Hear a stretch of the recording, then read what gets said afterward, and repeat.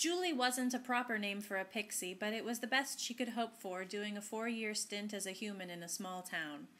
She would have liked something more glamorous. Cassandra, Lavinia, Alexandra. She'd read about names like that. Iris, Rebecca, Eve. But her father had chosen Julie, plain and non-magical. At home, Julie was princess of the pixies. Here, she was just Julie. She lived in student housing and ate cheap food like everyone else. All of her magic was gone. Her skin didn't even sparkle in this world. Worst of all, her true pixie name was forbidden here. Here she was Julie, nothing more. All pixies of privilege came to the human world when they reached 18 to attend human university, and all pixies of privilege had to adopt human names. For the last 4 years, she hadn't seen home, not that she missed it. She didn't have any friends there either.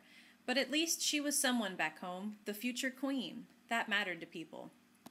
Here, she was Julie, but who was that? Julie didn't matter to anyone.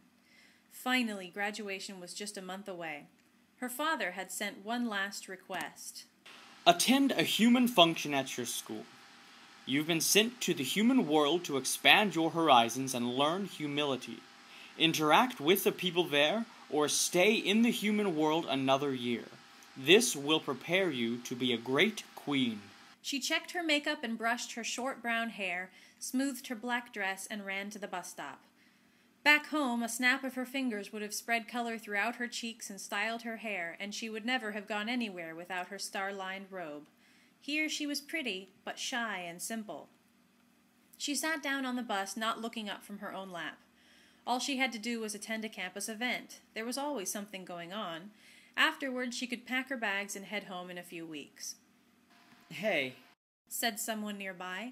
It was a young man with soft blonde hair and hazel eyes. Julie fiddled with her dress. Hey. Do you have the time?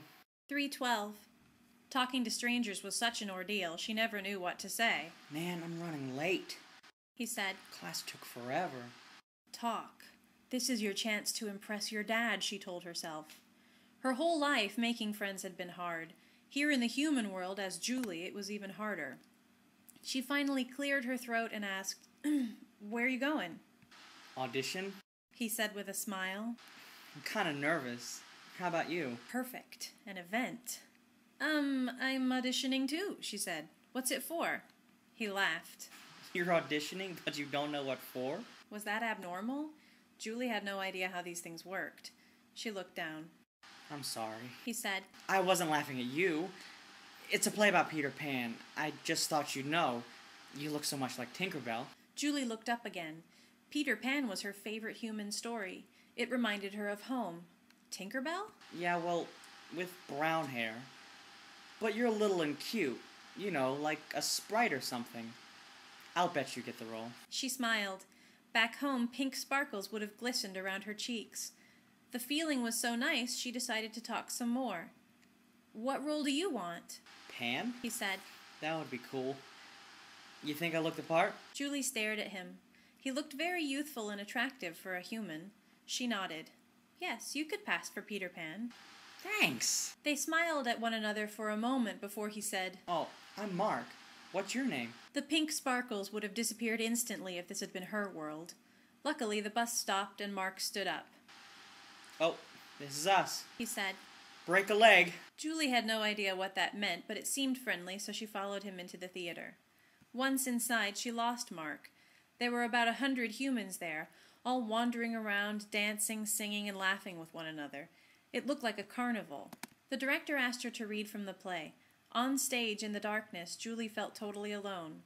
They probably wanted to cast their friends anyway. Julie was no one, and Mark was nowhere to be seen. On the bus ride back, Julie wondered whether she really was ready to become queen. Later that night, her phone rang. Julie? She cringed. Yes? This is Stephen from the theater. I'm calling to offer you the role of Tinkerbell. Can you come to our read-through tomorrow afternoon? Sure.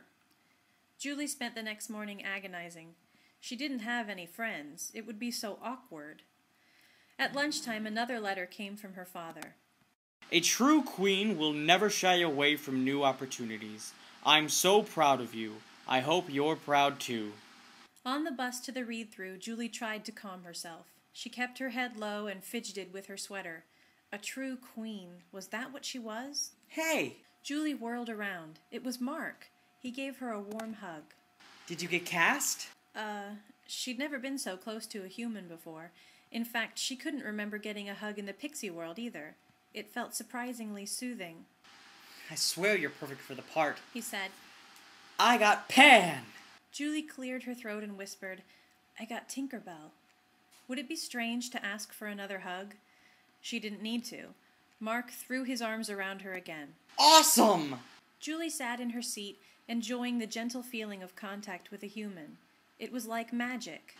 I never got your name, he said, pulling away and sitting down next to her. A grin spread across her face like glitter. She was worth knowing. I'm Julie.